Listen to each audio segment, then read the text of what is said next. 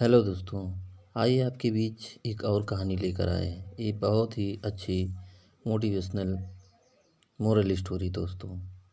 तो आइए हम आप लोगों को कहानी की तरफ चलते हैं। दोस्तों, आज की इस कहानी का नाम है जादुई चिराग। यह एक जादुई स्टोरी है। अगर आपको मैजिकल स्टोरी, जादुई कहानी या जादुई वाला कहानियाँ सुनने का शौक़ है तो इस कहानी को आप पूरा ज़रूर सुनिए। तो चलिए आप लोगों को कहानी की तरफ ले चलते हैं। गांव के पास बने एक जंगल में दो राक्षस रहा करते थे। उन्हें जब भूख लगती गांव वालों का शिकार करते और फिर मार पीट कर खा लेते, जिसके कारण गांव के लकड़हारे उनसे बहुत डरते थे। एक बार अनजाने में उन्होंने इंसानी भेष में नाग राजकुमार को पकड़ लिया और उनका जादुई दीपक उनसे छीन लिया। सैनिक, नाग राजकुमारी तो बहुत बड़ा अनर्थ हो गया। नागलोक के जादुई दीपक के कारण ही यहाँ उजाला रहता था। अगर दीपक नहीं मिला तो वहाँ अंधेरे में रहना होगा। नाग राजकुमार, सैनिकों, पिताजी को इसकी खबर नहीं होनी चाहिए। मैं उन राक्षसों को ढूंढ कर दीपक जरूर ले आऊँगा।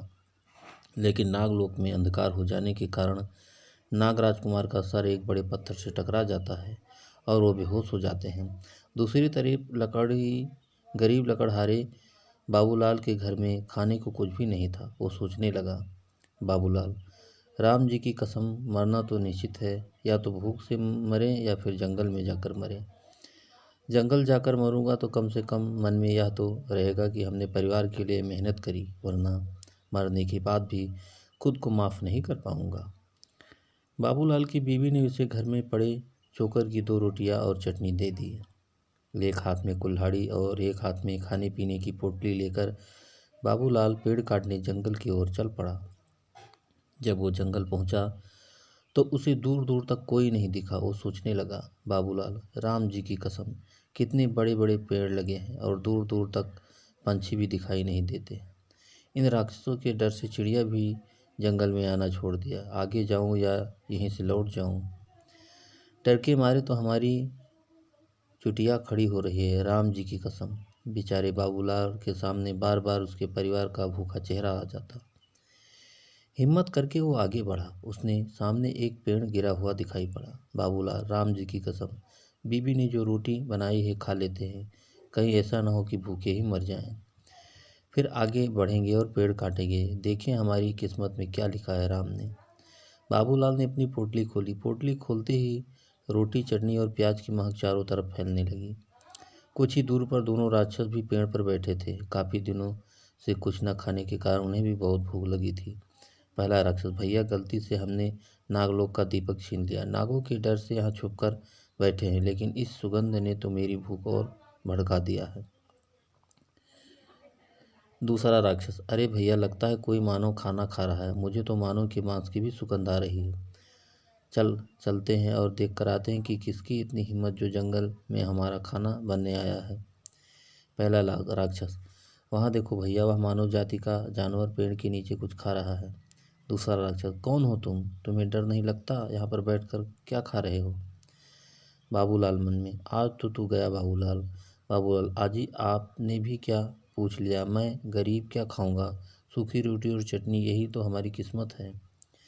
राक्षसों ने मानो गोश्त के सिवा कभी कुछ नहीं खाया था। ये नई चीज़ों को देखकर उनके मुंह में पानी आ गया। उन्होंने बाबूलाल से कहा, राक्षस, बाबूलाल भाई, क्या तुम अपनी रोटी हमें दोगे? बाबूलाल, राम जी की कसम, भगवान झूठ न बुलाए। हाथी के जैसे तो शरीर है आपका, भला ही छोटी छोटी 2 रोटियों में आपका क्या होगा?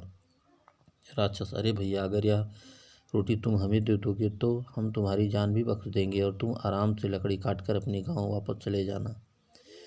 बाबूलाल, हे भगवान, क्या मुंह दिखाऊंगा गांव में जाकर?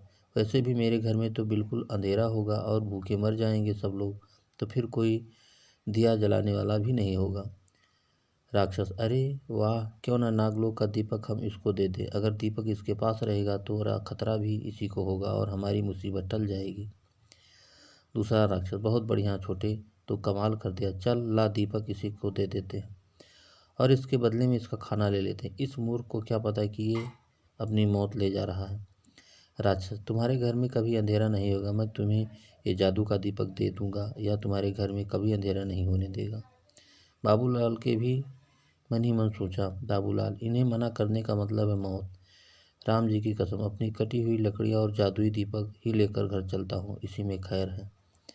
दीपक और लकड़ियाँ उठाकर वो घर पहुँचा।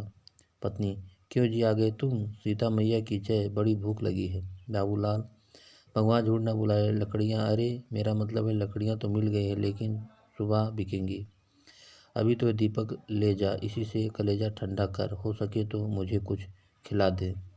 पत्नी, अरे दैया रे दैया, तुम्हें तो 2 रोटियां और चटनी दी थी, सारी सफा चट कर दी। जब वो सीता मैया की यहाँ मैं भूखी तुम्हारी राह देख रही हूँ और तुम खाना मांग रहे हो। बाबूलाल, अरे बावली, तुम्हें क्या बताओ मेरे साथ क्या हुआ, तुम्हें विश्वास नहीं होगा। अच्छा अपने अंधेरे घर में कम से कम दीपक तो जला दे। निर्मल ने बाबूलाल के हाथ से दीपक लिया और जला दिया। दीपक जलते ही पूरे घर में उजाला फैल गया। ऐसा लग रहा था जैसे घर में सूरज निकल आया हो। यहाँ तक कि खिड़की से बाहर निकलने वाले उजाले से गांव भी रोशनी से नहा रहा था। मुखिया, अरे भाई बाबूलाल, तेरे घर में इतनी रोशनी कहाँ से निकल रही है? ऐसा लग रहा है पूरे गांव में सुबह हो गई। बाबूलाल, अरे बावली, जल्दी से खिड़की बंद कर, मैं किसी को कुछ नहीं बता सकता, मैं बाहर जाकर मुखिया जी से बात करके आता हूँ। बाबूलाल बाहर जाता है और राक्षसों के डर से किसी से कुछ भी नहीं कहता। बाबूलाल, भगवान झूठ ना बुलाए मुखिया जी, ऐसी तो कोई बात नहीं है। हम गरीबों के यहाँ भला बहुत दिनों के बाद दिया जलाया है ना, इसीलिए आपको लग रहा होगा। मेरे घर में रोशनी है, वरना मुझे गरीब के यहाँ दिया जलता ही कहाँ है। बाबूलाल रोज शाम को अपना दिया जला देता।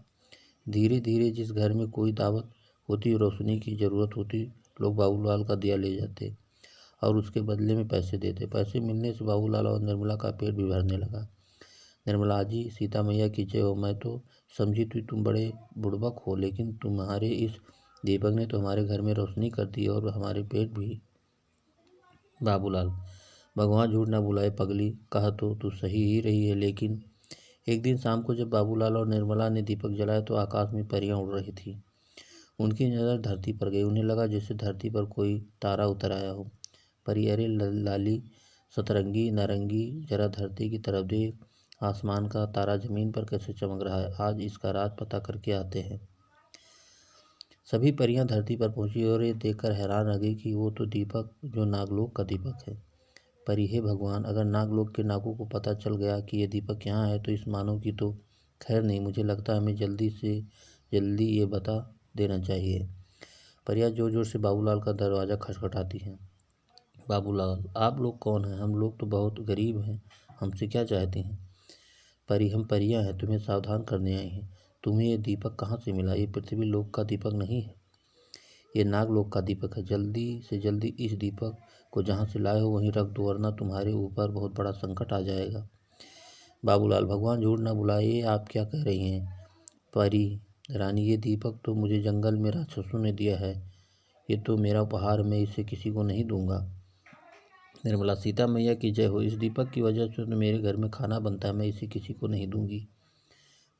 परी, तुम बड़े भोले मानो, राक्षसों ने नागराज को बंदी बनाकर इस दीपक को चुरा लिया था। ये दीपक नागलोक का सूरज है। इस समय पूरे नागलोक में अंधेरा है और सभी नाग इस दीपक को ढूंढ रहे हैं। अगर उन्हें पता चला कि ये दीपक तुम्हारे चुराया है तो वो सब तुम्हारे ऊपर आक्रमण कर देंगे और ये गांव खत्म हो जाएगा। बाबूलाल, आप ये क्या कह रही हैं? अगर ऐसा हो गया तो क्या होगा? आप ही बताइए, मैं इन्हें दीपक कैसे वापस करूं? मेरे अंदर तो न ताकत है, न हिम्मत और न ही कोई जादुई शक्ति। परी, तुम चुपचाप ये दीपक ले जाकर गांव के बाहर बनी सांपों की बामी के पास रख दो, वो इसे खुद ही ले लेंगे। लेकिन इस दीपक में तुम्हारी गंध आ गई है, वो तुम्हें छोड़ेंगे नहीं, वो तुम्हारा सजा जरूर देंगे। निर्मला, सीता मैया की जय हो। परी रानी, मेरे पति को बचाने का कोई उपाय तो बता दीजिए। परी, ये लो जादुई मोती, इसे मुंह में रखने से तुम गायब हो जाओगे। तुम अपनी बात नागराज को कैसे समझाओगे ये मैं नहीं जानती, पर मैं तुम्हारी इससे ज़्यादा कोई भी मदद नहीं कर सकती। तुम्हें खुद ही अपनी बुद्धि से काम लेना होगा। बाबूलाल, अरे ये क्या हो गया? घोर कलयुग है। मैं तो राक्षसों को खाना देकर आया और उन्होंने मुझे ये मृत्यु को बुलाने का दीपक दे दिया। निर्मला, सुनिए जी, घबराइए नहीं, हमें हिम्मत से रहना पड़ेगा। आपको पता है ना, नाग पंचमी आने वाली है, चलिए हम गांव का सारा दूध खरीद लेते हैं। बाबूलाल और निर्मला ये दीपक को गांव के बाहर नाग के बिल के पास रख दिया और गांव का सारा दूध खरीद कर घर के अंदर छुपा दिया। कुछ ही देर में दीपक नागलोक के सांपों को मिल गया। नागराज, हमारे दीपक को जरूर किसी मनुष्य ने छुआ है। इसके अंदर से मनुष्य की गंध आ रही है। जिसने हमारे दीपक को चुराकर नागलोक में अंधेरा करने की कोशिश करी है, उसे हम कभी नहीं छोड़ेंगे। उसे इस घनघोर अपराध की सजा जरूर मिलेगी। सभी नाग आग बाबूलाल की खोजों को सूंघते हुए उसके घर की तरफ चल पड़े। दूसरे ही सांपों की फुफकार की आवाज़ आने लगी। बाबूलाल, सभी गांव वालों, आप सभी एक एक कटोरा दूध मेरे घर के चारों तरफ रख दीजिए और सभी अपने घरों के दरवाजे बंद करके अंदर छुप जाइए।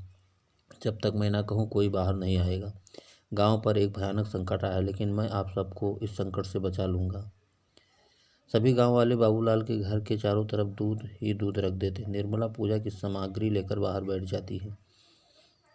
जैसे ही सांप घर की तरफ आते हैं, वो कुमकुम, रोली, चंदन से उनका टीका करने लगती है और दूध का प्रसाद देती है। नागराज, हम जानते हैं तुम हमारे अपराधी की पत्नी हो और उसे बचाना चाहती हो। देखो बेटू, हम तुम्हें कुछ भी नहीं करेंगे, बस तुम हमारे अपराधी को हमारे हवाले कर दो। निर्मला घर के अंदर जाकर दरवाज़ा बंद कर लेती है। नागराज, इंसानों की पत्नियां इतनी आसानी से अपने पति को हमारे हवाले नहीं कर सकती। सैनिकों, आप सभी अपने फन से दरवाजे को तोड़ दीजिए। नागराज के हुक्म से सभी नाग अपने फनों को बाबूलाल के दरवाजे पर मारने लगते हैं और उनके बीच से बाबूलाल का दरवाज़ा नीला पड़ जाता है। तभी बाबूलाल मुंह में परी का दिया हुआ मोती रखकर अदृश्य हो जाता है और बाहर निकलता है। बाबूलाल, नागराज आपकी जय हो। आप अपनी पूरी सेवा के साथ हमारे घर में आए हैं। मैं तो धन्य हो गया कि मुझे जैसे साधारण इंसान को आपके दर्शन हुए। नागराज, मनुष्य, तुमने हमारे दीपक को छूकर बहुत बड़ा अपराध किया है, तुम्हें इसका दंड जरूर मिलेगा।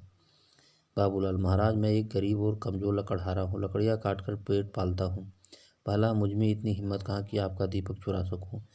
मैं तो लकड़ियाँ काटने जंगल में गया था, 2 राक्षसों के पास मैंने यह दीपक रखा हुआ देखा। नाग, ये सच कह रहा है। राम महाराज, 2 राक्षसों से ही इसने दीपक छीना था। नागराज, अगर यह सच है तो भला तुम इतने कमजोर इंसान राक्षसों से दीपक कैसे ले आए। बाबूलाल, महाराज, जैसे ही मुझे पता चला है दीपक नागलोक का है, मैंने अपने प्राणों की बाजी लगा दी और दीपक लेकर घर आ गया, क्योंकि मुझे पता था कि आप दीपक को ढूंढते हुए जरूर आएंगे और मुझे दर्शन देंगे। मैं आपका बहुत बड़ा भक्त हूँ। नागराज, अगर तुम इतने ही सच्चे हो तो हमारे सामने आकर बात क्यों नहीं करते। बाबूलाल, महाराज, पहले आप दूध ग्रहण कीजिए, मैं आपके सामने ही हूँ।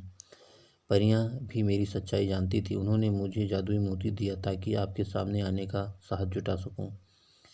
बाबूलाल ने अपने मुंह से परी का दिया हुआ जादुई मोती बाहर निकाल दिया और नागराज के सामने नजर आने लगा।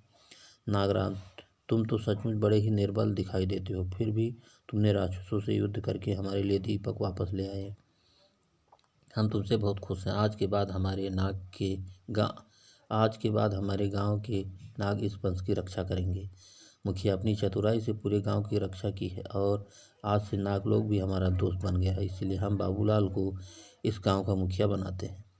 इस तरह बाबूलाल ने अपनी बुद्धि का इस्तेमाल करके पूरे गांव की रक्षा की और बदले में नागराज से हीरे, मोती, जवाहरात का उपहार भी पाया और गांव का मुखिया भी बन गया। तो दोस्तों, ये कहानी आपको कैसी लगी हमें कमेंट करके ज़रूर बताइएगा और दोस्तों एक लाइक ज़रूर कर दीजिएगा, क्योंकि आपके लाइक से ही हमें मोटिवेशन मिलता है।